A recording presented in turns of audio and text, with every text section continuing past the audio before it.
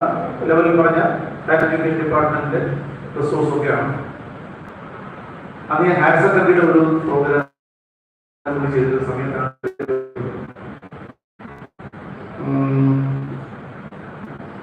നമ്മുടെ അടിസ്ഥാനപരമായി കാരണം ഞാൻ തിരുവനന്തപുരത്ത് മണ്ണന്തല താമസം.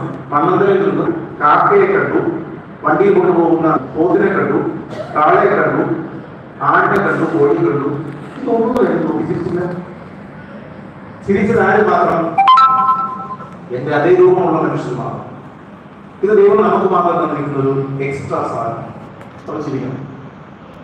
ചില രസം ഞാൻ പോലീസ് കോളേജിന്റെ ഫാക്കൽറ്റി പോലീസ് ഓഫീസറാണ്, പോലീസ് ഡിപ്പാർട്ട്മെന്റ് നാളെ ഇപ്പൊ വിളിച്ചുകൊണ്ടിരിക്കുകയാണ് ഓഫീസിൽ നിന്ന്. നാളത്തെ ഒരു സെഷൻ അവിടെയാണ്.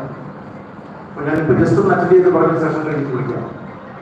പോലീസ് ഓഫീസേഴ്സിന്റെ ട്രെയിനിങ് സെഷൻ കോളേജിലെ പോലീസ് കോളേജ് ഉച്ചയ്ക്ക് ശേഷമുള്ള സെഷനാണ് ഈ കിട്ടുന്നത്. ഞാൻ ചിരിപ്പിച്ചുകൊണ്ടായിരിക്കും ക്ലാസ്. കാരണം കുറഞ്ഞത് എവിടെ രണ്ട് കോമഡി പറഞ്ഞാൽ പോലും ചില പോലീസ് ഓഫീസർമാർ ചിരിക്കണം. ഉള്ളിൽ എത്ര സങ്കടം ഉണ്ടെങ്കിലും മറ്റുള്ള മുന്നിൽ അത് പുറത്ത് കാണിക്കാതെ അഭിനയിച്ചേ തീരും. മമ്മൂട്ടിയായി, മഞ്ജു വാര്യരായി, മോഹൻലാലായി അഭിനയിച്ചേ പറ്റും.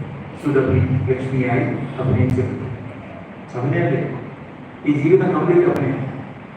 അപ്പൊ നമുക്ക് സങ്കടം വന്നിരിക്കുന്ന ഒരു സ്കൂളിൽ കയറി വരുന്ന മോൻ ആ സങ്കടവും ദേഷ്യവും കംപ്ലീറ്റ് അവനോട് പ്രാർത്ഥിക്കുന്നു. അത് ദോഷമാണ്. എന്റെ സങ്കടം എന്റേതാണ്,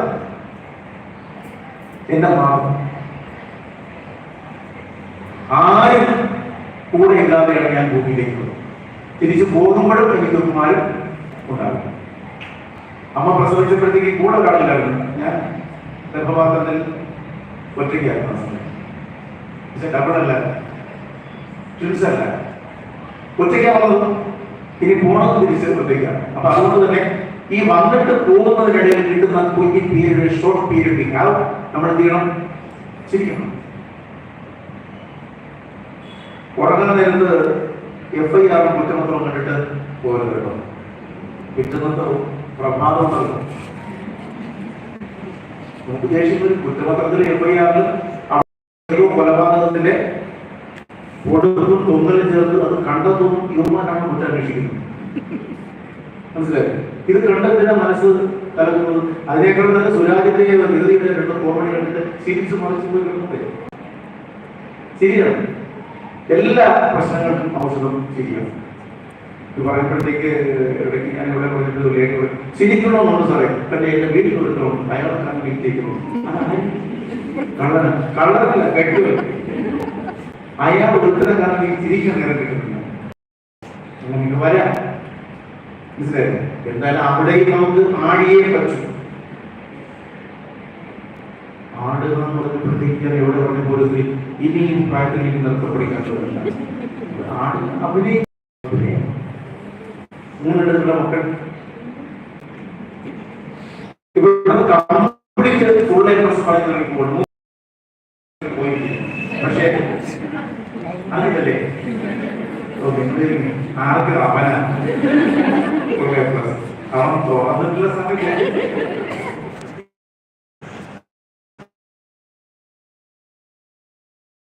പക്ഷെ കൂട്ടത്തിൽ അവൻ എന്നോടുള്ള കംപ്ലൈൻസ് പറഞ്ഞു. ആരെ കുറിച്ച്? അച്ഛന്മാരെ കുറിച്ച് ഒരു കംപ്ലൈന്റ് പറഞ്ഞില്ല. ഞങ്ങളുടെ വീട്ടിൽ ഒന്ന് അങ്കിളെ ഒരെണ്ണം മിസൈലിനെ തോൽപ്പിക്കുന്നവർ പറഞ്ഞ പയ്യന്മാരുടെ പേര് ഞാൻ പറയുന്നില്ല. നിങ്ങൾ വീട്ടിൽ വരുമ്പോൾ പോലീസ് ഇടിക്കും. എന്തായാലും പിള്ളേർ പരാതി പറഞ്ഞിരുന്നു. 32 ദിവസമുണ്ട് പരീക്ഷ. SSLC പരീക്ഷയ്ക്ക് 32 ദിവസമേ ഉള്ളൂ.